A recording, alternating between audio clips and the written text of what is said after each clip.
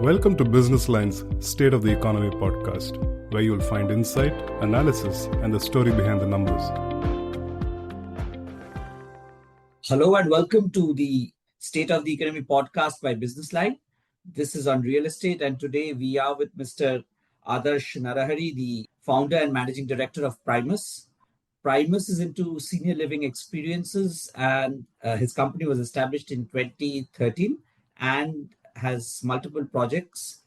I think it has 6 ongoing projects, which include 4 in Bangalore and 1 each in Chennai and Kolkata. This apart, he's also planning to expand into these cities. So, welcome, sir. Welcome, Adarsh, to the State of the Economy podcast. Thank you, Abhishek. Thank you very much for having me. Quick question, sir, is would you like to explain what exactly is senior living to the listener or viewer, and how is it different from regular living, if I may put it that way? So, the minute I say senior living, the first thing that comes to people's mind is, ये तो कुछ वृद्धाश्रम ही होगा. This must be a place where children and parents don't get along, where, financially unsound people are living, and, all of the stereotypes that Bollywood has been pushing down on us for many years, right? But actually, we are not even a real estate solution. What we do is that we look at aging as a science and we work on slowing down the process of aging. Essentially, Abhishek, we're here to solve for health span and not for lifespan, right? A lot of hospitals solve for lifespan, but we solve for health span. We look at how we can keep people on their feet for longer, give them a place of convenience, and look at the pillars of aging, right? If you look at why people get old, and if you look at what are the pillars of aging that reduces it, typically it'll be like 4-5 things, right? A is physical activity, B is mental activity, C is community, D is purpose, right?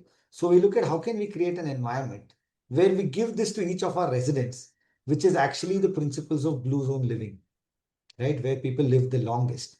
And then we overlay that with conveniences of nutrition and health to create an environment where people can slow down their aging process. That is our solution. We are not a real estate developer building a home for elders.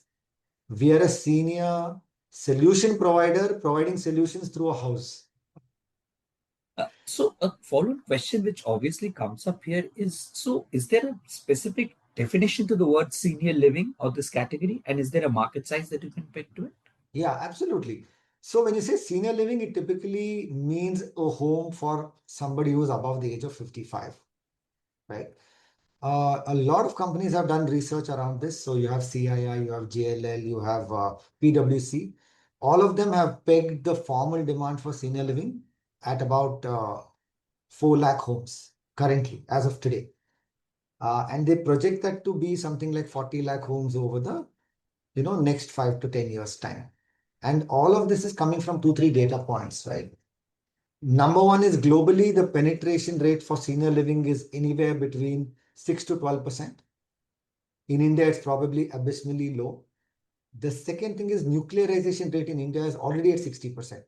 And urban nuclearization rate is at about 74%. So as and when India gets more and more nuclear, and as and when Indian elders are financially independent, they are choosing these solutions of conveniences. One question then obviously is, when you're pegging it 4,000 to 40 lakh, this number, who are the buyers? What is the average age group? How does this generally play out in the market today? I mean, am I supposed to buy one looking for future, or who's buying it? My parent who's above 60, what is the buying pattern here? So typically this is being purchased by the elder themselves. So elders educate themselves about the benefits of living in a community like a senior living community. And then they realize it's something that they want and they purchase. So about 85% of all sales is funded, asked for, and decided by the elder themselves. The children act as an approver. They look for data points on who the developer is, who the operator is, how are the level of services, what are the current set of customers who are taking these services, and they act as a verifier or an approver of this information. The second set, which is tiny, maybe about another 5 to 8%, are people who are not in India but want to come back and retire in India. the NRI kids, so to speak. They are making an investment into senior living, saying that I will rent it out now to elderly and then I'll come back. The third set of people are what we call weekenders. So 5 days a week they live in senior living, 2 days a week they go and live back with their family. So this is typically what constitutes a senior living project. A follow-on question, I can't help but asking, can I today buy one despite being in India, working somewhere? When I say I, let's say a 40-year-old, Anybody 45-year. can buy. As far as purchase is concerned, it works like a real estate asset. Anybody can buy, anybody can bequeath. There is restriction on who can occupy. So typically a 55-year-old and above can occupy. Even in our case, we are okay with families occupying so long as one member is above 55. Because we do both multi-generation and standalone senior living. So multi-generation is something that we pioneered, as part of efforts of giving a very India solution to senior living. Apart from this general concept, how is it different from living in a condominium? Let's say if a family lives in a condominium, we have all these condominiums in places, I'm sure, Bangalore, Hyderabad, Kolkata, Yeah. Delhi, Chennai, all of these places. How is it different from me? I mean, my family or my parents living in a condominium and me having a second flat there or somewhere nearby. How is this different? So if you live in a regular project, I'm just going to call it project instead of condominium. Typically, the solution is around selling a home, right? Right. And then once the home is delivered to you, the role of the developer typically ends. Even if it's your own house, there is no role of services in your house. Currently, people would look at different providers of these solutions. But in a project like ours, our job starts after the physical building is over. While we also make the physical building, our real role starts at completion. So what we do is on a month-on-month basis, we run healthcare services. There's like a full medical team, there's nurses, there's doctors, there's physiotherapists. We run preventive healthcare plans to try to find underlying conditions early so we can keep people active for longer. We have a full-fledged restaurant. So there is food served throughout the day. There is snacks. All of the nutritional aspect of it is taken care of. We have concierge teams. We actively run events. So throughout the day, there's a full-time event management team that ensures that people can live together and find purpose and joy.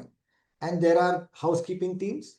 And of course, the rest of the common areas also are managed, things like the clubhouse, yada, yada, yada, like a typical project. So there is a thick layer of service on top of the home. That's what makes it fundamentally different.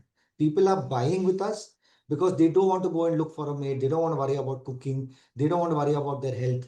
They just want to have fun and live in a place that is, convenient for them. And in terms of pricing for these projects, are they same as any regular projects, if I may use the term, or do you have a different pricing? So typically, it's a little more expensive, but not significant. And the reasons are very obvious, right?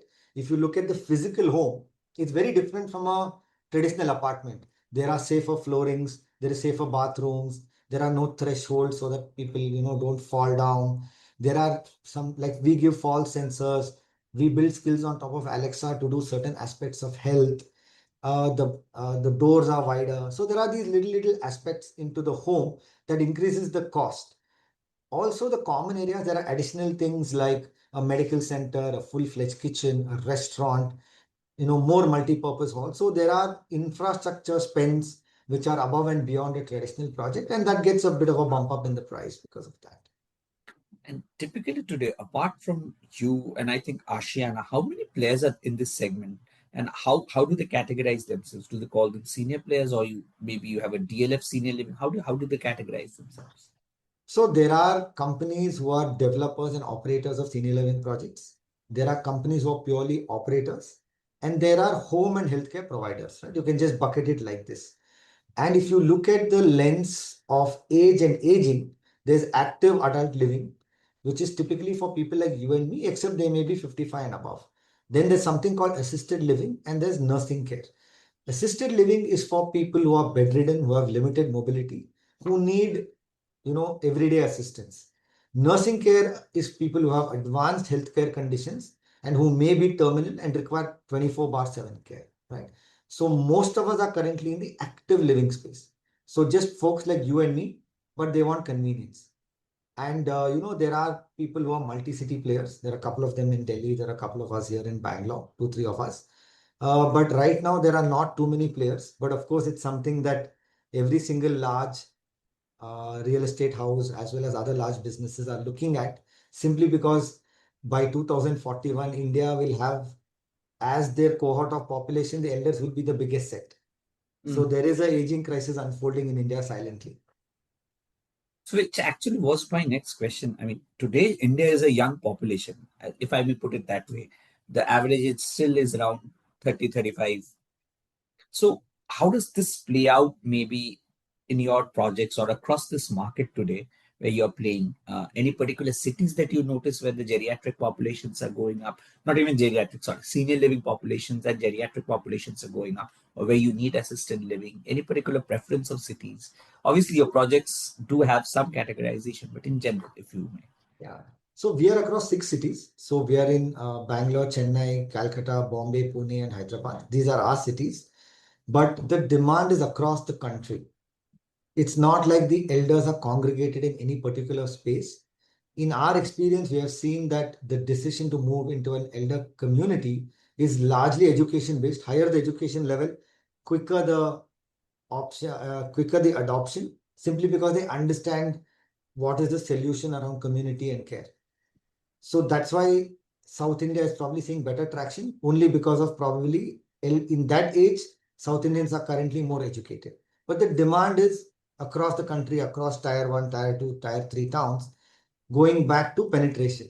Right? India is so under penetrated when it comes to senior living. And again, a very unfortunate question, but the typical stereotyping in Bollywood has not been very, what do I call it, has not been very favorable. It's always put shown as a old age home where parents are actually left alone. I mean, in general, how do you break this sort of a stereotypical image that is Uh, associated with such Absolutely. projects? Or do you Everything. face that stereotypical Of image course, also? we face that because people don't know what it is until they come and see it. And the easiest way to answer this question is to ask somebody to come and visit a place like ours, and they'll be like, "Oh my God, these kind of people are here. Oh, that person is here. This person is such a super achiever. They're so wealthy." So that's how the mindset changes. And the second thing is, if I told you, Abhishek, that in the year 2025, arranged marriages are going to be a rarity and love marriage is the norm. If I told you this 30 years ago, you would probably gawk at that, right? Right. So everything takes time. Convenience ultimately wins. The fact is, elders are financially sound. The fact is, elders and children love themselves. But in New India, they can't live under the same roof given everybody's requirement to have independence, agency, and the pressures of the current world in terms of financial opportunities. So children and parents may not be able to live in the same city, but that doesn't mean love is going away. But it also means today they want convenience. They're ready to pay for happiness, so to speak. So it's very rapidly changing, and it is going to be an organic change. It's not going to be an overnight change, just like the love marriage, arranged marriage equation. That's a follow on unpopular question, if you don't mind my asking this. Again, I mean, typically, a lot of uh, stigma is also associated with a family whose parents and are there in such, if I call it, whose elderly parents are not with that person concerned or not at their own hometown, but are in select projects which have, which we, which are not, which you call senior living. But this is the stigma. How do you again take it out from, let's say, a person like me whose parents may not stay with me but stay at home in my Yeah. hometown? And so there's also So stigma associated with it, how open are children to this yeah. concept. So it all goes back to conditioning. Like we all suffer from ageism in the misguided notion of what love is. We are indirectly we trouble our parents, and our parents voluntarily get troubled. Let me give you an example. In a lot of families, the view is if I give a nurse to my parent, I'm a good child, but Mm. I will keep them in my house. Have you actually ever thought that the nurse is making the parent more dependent on the nurse? There is no meaningful conversation. And because of the training of way, say, nurses work, the elder actually deteriorates and they don't get younger, they don't get fitter, they don't get happier. Whereas if the same elder was amongst a set of friends and where they felt energized, where they felt stimulated, they probably would have aged slower. And this is happening as we speak. This is happening in communities like ours, in so many other places. And this message is going to go out and it's going to change the narrative. Today, because of social conditioning, people are of this view that home is the best place for me to age. And I think as they understand the value of community, as the word goes around about how blue zones work, why it is so important not to lose purpose, why it is important to stay physically active, mentally stimulated. And I always give this example, right? Tell me, Abhishek, one profession where people die the last or age the slowest. I don't know. It's, I think, universal. Take a I mean, wild guess. die the last, age the slowest profession. Let's say age the slowest. From the lens of aging only, not any other lens. Sports. No, actually, sports people die pretty fast. I'll Okay. give you the answer. It's politicians. Okay. Okay? Very interesting. Let's keep the politics out of the question. Let us No, look at that's it great. from a lens of aging. Are Mhm. they physically active? Yeah. Are they Yes. mentally active? Yeah. Do they Yes. have a high sense of purpose? Absolutely. They want to stay in power. Are they surrounded by people? Yeah. Do they take care of their health and nutrition? Yes. Now, in your own life, start thinking of all the people that you know. Certain people are aging very fast. Certain people look exactly how they were 5 years ago, 7 years ago. And you add these layers on top of it and make your own assessment. You will see that people who enjoy the principles of blue zone living will age slower. Think of people who don't retire. Think of people who are always active about socially, socially well connected. And now think of another, for example, highly educated, very successful person who had a traditional retirement and today is sitting at home and watching TV and forwarding WhatsApp. Who do you think is going to live longer and healthier? Obviously, the one who has a more active lifestyle. So this is what we are enabling. This is what companies like us are enabling, and people are understanding that. It takes some time to get rid of these kind of notions, but people ultimately understand that, I can be healthier and fitter, and that's what is important for me, not what somebody else thinks. Back to a general policy question. Do you see a need for policy intervention to define what senior living is and at some point come out with it as a proper category? Oh, absolutely. It is there globally. It has to come because we have to understand the difference between a real estate company and a senior living company. Because a senior living company gives services and care, right? And that differentiation is very important in terms of the solution. Incidentally, a few states have already taken the mandate. Maharashtra has released the policy. Haryana has released the policy. Tamil Nadu is, maybe has released a policy. So it is happening and it will undergo a lot of iterations as governments and people understand the value of something like this. It is And needed. We need to be able to be giving a very affordable solution to our elders so that we can keep them out of hospitals and keep the hospital beds empty. And this kind of policy is very important. Insurance for people like us is very important. GST on our services is very important.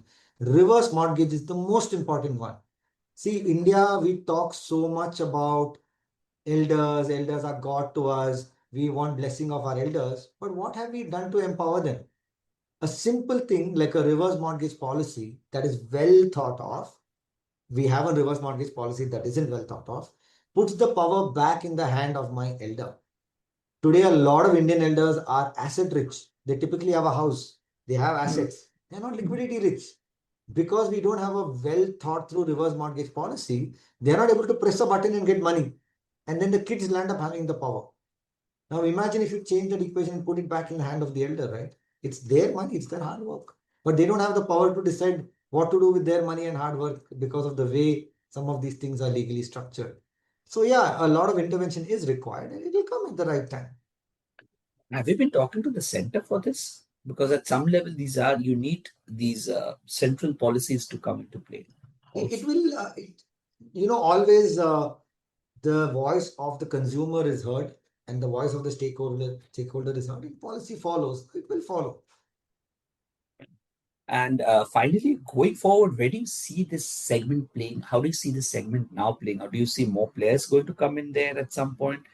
Larger players, when I say players, I mean typically larger branded players coming in also. And how does competition scenario look like? 100. business follows opportunity. This is a very large opportunity. So a lot of real estate players have already announced, are in the process of announcing. So there is going to be massive supply and massive demand.